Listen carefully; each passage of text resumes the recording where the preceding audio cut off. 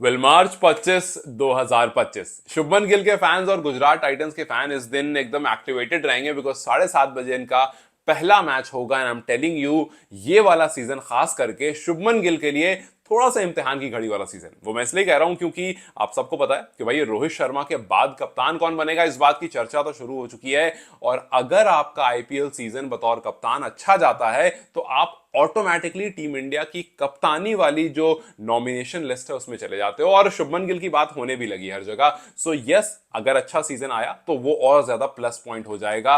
और पिछला सीजन अच्छा ना होने की वजह से आपको याद होगा कितना ज्यादा क्रिटिसिज्म फेस करना पड़ा था और हार्दिक पांड्या को कितनी ज्यादा इंपॉर्टेंस और वैल्यू मिली थी कि भैया हार्दिक ही थे जिन्होंने दो बेहतरीन सीजन दिए, चैंपियन बना दिया, रनर्स अप रखा, लेकिन उसके बाद शुभमन गिल के आते ही ड्रॉप हो गया। हालांकि कुछ ने कहा कि भाई पहला सीजन था, थोड़ा टाइम दो शुभमन को, यू विल सी इसके अंदर एक लीडरशिप स्किल है। सो यस, ये वो टाइम है जहां शुभमन गिल को प्रूव करना पड़ेगा। But will look at the strongest 11 of this team and then हम देखेंगे कि भैया जो 51 करोड़ रिटेन अमाउंट इन्होंने यूज किया था, जो प्लेयर को रिटेन किए थे, उसके बाद कितना अच्छा ऑक्शन इन्होंने किया और क्या बेस्ट 11 बनाने में तैयार हो पाए। क्योंकि दो टीमें जिसको रिटेंशन को लेकर काफी तारीफ औरों की भी हो रही थी, बट जो स्टार्टिंग से होती है वो एक गुजरात टाइटंस की और दूसरा सनराइज हैदराबाद की। आई नो मुंबई इंडियंस भी उसमें है, बट ये दो टीम की काफी बात हो रही थी भाई, क्योंकि मुंबई चेन्नई ये सब बड़ी टीम्स है, ये सब परफॉर्म टीम्स हैं और गुजरात टाइटंस सनराइज हैदराबाद जो है वो रिसेंट उठी हुई टीम्स है।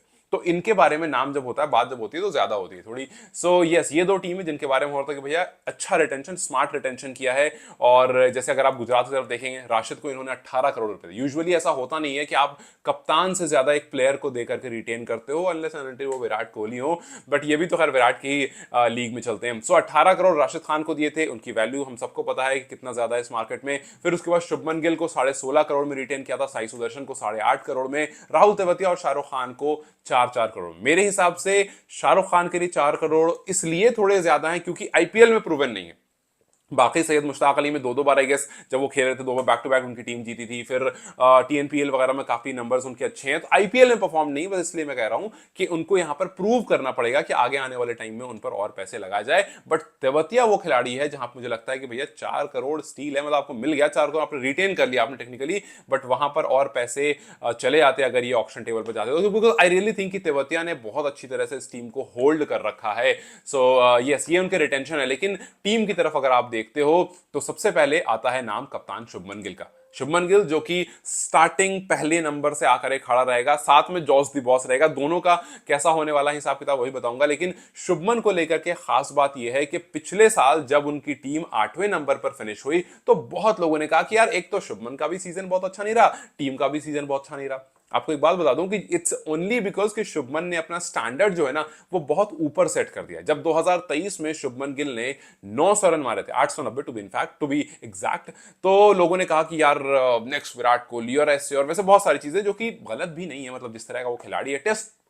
टेस्ट को हटा दो, और वो भी टेस्ट जब आप बाहर जाकर खेलते हो वहां पर शुभमन के नंबर जो है वो ज्यादा खराब हो जाते हैं। उसके अलावा आपको बाकी फॉर्मेट में शुभमन लुक्स प्रीटी गुड। सो शुभमन ने 2023 वाला जो आईपीएल खेला है वहां पर एक स्टैंडर्ड सेट किया है, जिसके बाद अगर वो एक सीजन में 400 रन 500 रन मारते तो लोगों को लगता है कम है। 2024 में शुभमन ने 12 मैचेस खेले थे, 426 रन बनाए थे, जहां पर एवरेज लगभग 40, 38.7 का लगभग 40 का एवरेज और लगभग 150 का स्ट्राइक रेट, जो कि बहुत अच्छा नंबर है यार, और एक सेंचुरी भी आपके पास है। सो ये एक अच्छा सीजन होता है प्लेयर्स का। लेकिन कहा गया कि नहीं यार शुभमन का बहुत अच्छा सीजन नहीं रहा, क्योंकि 2023 वाला जो सीजन था जहां पर 17 मैचेस शुभमन ने खेले थे, 3 शतक लगा दिए थे, 890 रन, 129 का हाईएस्ट था, 157 का स्ट्राइक रेट, मतलब 160 के आसपास का स्ट्राइक रेट और 60 के आसपास का एवरेज। ये भाई एक्सेप्शनल सीजन है, हर बार आपको एकदम जबरदस्त सीजन देखने को नहीं मिलता है, बट ये बहुत अच्छा है। मतलब ये ऐसा सीजन है जो बहुत लोग 2-3 सीजन मिला करके ये नंबर क्रिएट कर पाते हैं कि 900 रन भी मार दिया और 3-3 शतक भी लगा दिया और उसके बाद 160 के स्ट्राइक रेट से रन। तो ये सब एक सीजन में यूजुअली देखने को नहीं मिलता है। सो ये शुभमन ने अपना स्टैंडर्ड बहुत ऊपर सेट किया है, बट विल होप कि शुभमन एक अच्छा सीजन एक बार फिर से दे पाए, टीम का और खुद का, दोनों का, क्योंकि आप एज अ कैप्टन अभी जज किए जा रहे हो और आने वाले टाइम में आप टीम इंडिया के भी बहुत इंपॉर्टेंट प्रोस्पेक्ट रहोगे अगर कप्तानी की बात करें तो। सो यस, शुभमन गिल के साथ रहेंगे जॉस बटलर जिन्होंने पिछली बार सिंगल हैंडेडली राजस्थान रॉयल्स को मैचेस जिताए थे। 2-2 सेंचुरी एक सीजन में लगाना नहीं होता है हर बार ऐसा, लेकिन उनको जाने दिया। और ऑक्शन टेबल पर जब ये बंदा आया था तब भाई डिमांड 15.5 करोड़। आप समझ लो कि ऑक्शन अगर आपने देखा होगा देन आपको याद होगा कि कितना ज्यादा लोग चाह रहे थे इनको खरीदना। सो यस, एक हाई डिमांड आदमी 15.75 करोड़ में गया है। और इनका जो एक्सप्लोसिव बैटिंग स्टाइल है वो जब शुभमन के साथ मिलेगा, I am telling you one thing, Shubman और जॉस में खास बात यह है कि ये दोनों प्लेयर ऐसे हैं जो टिकने के बाद लंबा खेलते हैं। फॉर एग्जाम्पल आप देखो अगर रोहित शर्मा की तरफ, आप देखो अगर ट्रेविस हेड की तरफ, या फिर आप देखो अगर एक छोटे प्लेयर, छोटा तो खैर नहीं कहूंगा बट स्टिल आप एक और एक्सप्लोसिव बैटर की तरफ देखो, अभिषेक शर्मा की तरफ।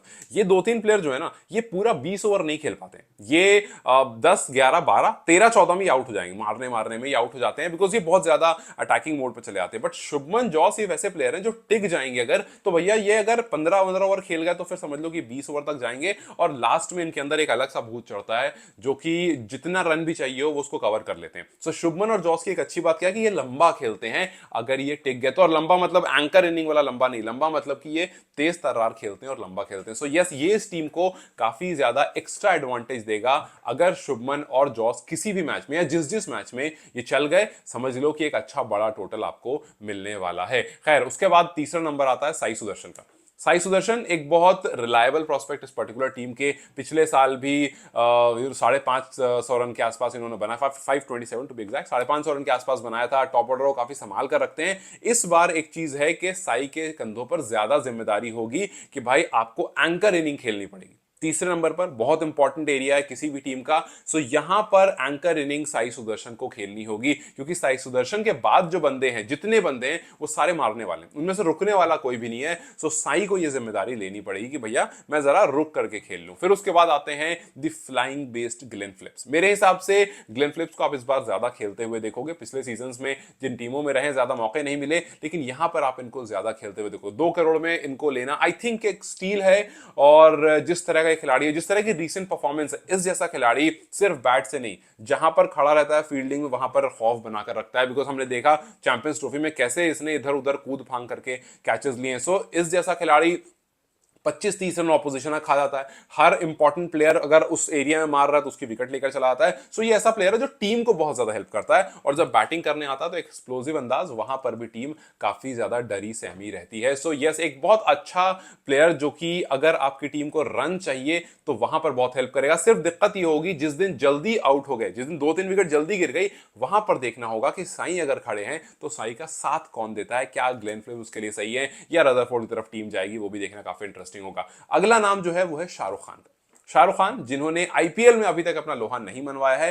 टीम ने भरोसा करके रखा जरूर है, लेकिन अभी तक ये प्रूवन मेटल नहीं। अब वहां पर देखना सिर्फ ये है कि जिस तरह से तमिलनाडु की लीग्स में उन्होंने परफॉर्म कर, जिस तरह सैयद मुश्ताक अली को 2 कंसेक्यूटिव मैचेस ट्रॉफीज जिताई हैं, वैसा कुछ करके दे पाते हैं नहीं। बिकॉज अगर वैसा कुछ किया तो ही कमाल हो पाएगा। पंजाब किंग्स की तरफ भी थे, कुछ खास अभी तक किया नहीं है जिससे बड़ी बातें इनकी हो, जैसे राहुल तेवतिया जो है वो सिंगल हैंडेडली मैच जिताने का सिर्फ दमखम नहीं रखते, जिताकर भी दिखाया है। शाहरुख खान का क्या, वो दमखम रखते हैं, आईपीएल में प्रूवन नहीं है। सो यहां पर अब देखना होगा कि तेवतिया और शाहरुख, जिन पर फिनिशर की जिम्मेदारी होगी, भैया फिनिश किस तरह से करना उसकी जिम्मेदारी होगी, वो कैसे उसको निभाते हैं। सो तेवतिया जब से गुजरात टाइटंस की तरफ से आए, ये हो गया कि भैया रिलायबल खिलाड़ी है और छोड़ना बिल्कुल भी नहीं है इसको। खैर, उसके बाद अब आएंगे हम बॉलर्स की तरफ, ऑलराउंडर्स की तरफ, जहां पर मैच जो है वो फिनिश के कागार में होगा। और ये आएंगे 6-8 बॉल 10 बॉल खेलेंगे, और जहां पर 20 रन जाने होगा वहां पर 40 रन और उसको प्लस करके चले जाएंगे, जिसमें सबसे पहला नाम आएगा राशिद खान का।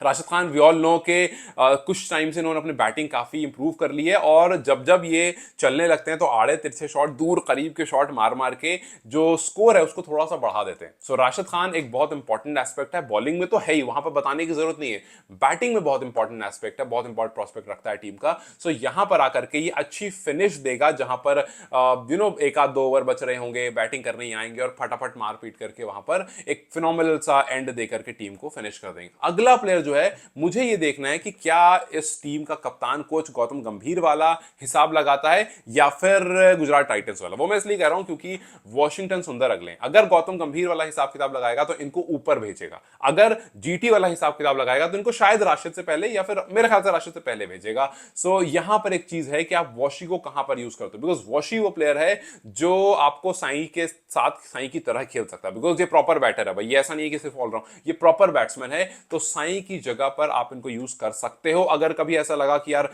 विकेट्स गिर गई है, रोकना है, 5-6 ओवर थोड़ा सा रोकना है, जहां पर 6 के आसपास से रन बनाना है और विकेट रोकनी है, वहां पर आप वॉशी को यूज कर सकते हो। और या तो फिर अगर मार धाड़ वाली बात है तो फिलिप्स के जस्ट बाद भी यूज किया जा सकता है। वॉशी को कहां पर यूज करेंगे देखना थोड़ा सा इंटरेस्टिंग है, बिकॉज 3.5 करोड़ में आपने 3.2 करोड़ आपने लगाए तो यूं ही नहीं लगाए, आप इनको एक इंपॉर्टेंट पोजीशन जरूर दोगे। अब आएंगे आप बॉलर्स की तरफ, खासकर पेसर्स की तरफ, क्योंकि कागिसो रबाडा एक खिलाड़ी जिसको आपने 10.5 करोड़ 10.75 करोड़ में खरीदा है। यस, वो ऐसा प्लेयर है जिसका अभी तक आईपीएल सीजन जबरदस्त रहा है, 117 विकेट ले चुका है आईपीएल में, 2020 में पर्पल कैप भी था ये। तो अब देखना यह है कि रबाडा और सिराज मिलकर के इस टीम को क्या वो दे पाते हैं जो टीम को पेसर से एक्सपेक्टेड होता है। रबाडा तो ऑब्वियसली हर बार प्रूव करके जाते हैं अपने आप को, क्या सिराज वो काम कर पाते हैं। सिराज के बारे में एक बात जो आईपीएल फैंस को, आईपीएल नहीं, आरसीबी फैंस को शायद बहुत अच्छी नहीं लगेगी, और ये मैं अपने पर्सनल इससे नहीं बोल रहा हूं, ये मैं बोल रहा हूं जितने लोगों से मैंने बात की सिराज को लेकर के उस हिसाब से। बहुत लोगों का ये मानना है कि सिराज जो है वो आरसीबी से इमोशनली कनेक्टेड है, इस वजह से आरसीबी के फैंस को इनके जाने का बहुत दुख हुआ। इनकी परफॉर्मेंस के हिसाब से कुछ ज्यादा दिक्कत नहीं होने वाली है, आरसीबी को बहुत ज्यादा हैम्पर नहीं होगा, बिकॉज सिराज एक एवरेज आईपीएल बॉलर है। मतलब बिलीव मी, ये मेरे सेंटेंस नहीं है, ये मैंने आईपीएल में आरसीबी के अलावा जो फैंस हैं, जैसे जीटी के फैंस हो गए, एमआई के फैंस हो गए, सीएसके के फैंस हो गए, उनसे ऐसे ही मैंने कैजुअली जब सिराज की कई बात निकली तो अपना पॉइंट रखा। तो बहुत लोगों का ये मानना है कि यार सिराज जो है ना, वो वैसे तो इंडिया के लिए ओडीआई और टेस्ट में बहुत अच्छे प्लेयर है, नो डाउट बहुत अच्छा पेसर है, लेकिन आईपीएल जैसा फॉर्मेट जहां पर मारधाड़ चल रही होती है, वहां पर सिराज जो है is a decent bowler, is a good bowler, उतना अच्छा भी नहीं जितना आरसीबी फैंस इमोशनली इमोशनल हो रहे थे जब उनको आरसीबी ने छोड़ा था। तो देखना यह है कि क्या सिराज इस बार रबाडा के साथ मिलकर के कुछ जबरदस्त कर पाते हैं, बिकॉज पैसे बहुत सारे मिले भाई, 12.25 करोड़ एक बड़ा अमाउंट गुजरात टाइटंस ने दिया है सिराज को। क्या सिराज वर्थ इट होते हैं, या फिर बस वो इमोशन है जो सिराज और आरसीबी का है, वो ड्रिवन है जिस वजह से वो इतने बड़े प्लेयर आईपीएल में, मैं बार बार कह रहा हूं, आईपीएल में वहां पर जहां पर आरसीबी के फैंस अक्सर अपने पुराने प्लेयर से काफी इमोशनली कनेक्टेड होते हैं। जीटी के फैंस अगर आप में से कोई है तो मुझे ये बात जरूर बताना, क्या आपको लगता है कि सिराज एक गोल्डन अपॉर्चुनिटी मिली है, एक डायमंड अपॉर्चुनिटी मिली है गुजरात टाइटंस को, या फिर एक गुड अपॉर्चुनिटी मिली? मेरे हिसाब से एक गुड अपॉर्चुनिटी मिली है। मैं गोल्डन और डायमंड की कैटेगरी में नहीं रखूंगा। हाँ, मैं रबाडा को जरूर रखूंगा गोल्डन अपॉर्चुनिटी में, मैं जॉस बटलर को जरूर रखूंगा, लेकिन Siraj I would say is in a good category, not golden and neither in diamond category. मतलब अगर उनकी प्रेफरेंस की बात करें तो सो यस, यहां पर सिराज किस तरह से काम करते हैं वो भी देखना होगा। अब सिराज के बाद प्रसिद्ध कृष्णा, इस टीम का जो पेस अटैक है वो एक्सपीरियंस्ड है, वो काफी कंसिस्टेंट है, लेकिन वो खतरनाक नहीं है।